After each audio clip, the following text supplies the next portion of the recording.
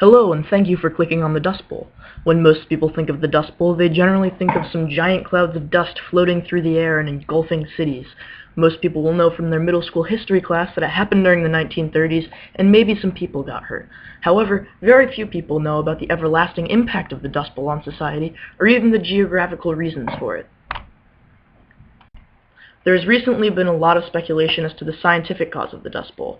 If you're interested in that, click the link in the description below. That being said, a simplified version would be that multiple generations of farmers in Oklahoma, Colorado, Texas, and Kansas drastically overexploit the land. Said clearing and overplanting combined with severe drought and a lot of wind creates an anomaly where all of the topsoil is swept up off of the ground and pulled into massive clouds. The waves of dust kill nearly all of the cattle alone. This also leaves no soil for farming, the result being an unlivable wasteland in which no one can make a living. Upwards of 800,000 people had to leave the farms their families had held for generations and migrate west along Route 66 in search for new work.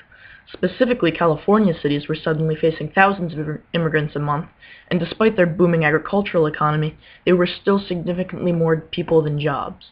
It didn't take long for the government to figure out what was happening and why. Congress creates the Soil Erosion Service in 1933 to study erosion and figure out how to manage and control it.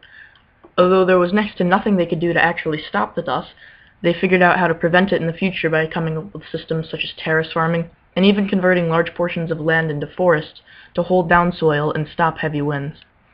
These measures worked considerably well, seeing that airborne soil was reduced by 65% by the late 1930s. The farming industry provides us with food, and more specifically nutrition, that allows us to be a self-sustainable country. The Dust Bowl serves as the original example of how big of an impact we can have on our environment. The mistake back then was producing more than the land could sustain, thus depleting our resources and whacking our sustainability out of balance. With the right structure, our economy has recently been able to pull off an incredible balancing act between the environmental and economical aspects of farming. This is not an issue that only the United States has to deal with, but every country has to deal with it, in both the farming and now the oil industries as well.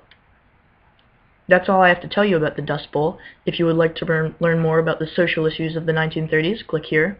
Or if you want to learn about the economic, political, or the arts, click here, here, or here.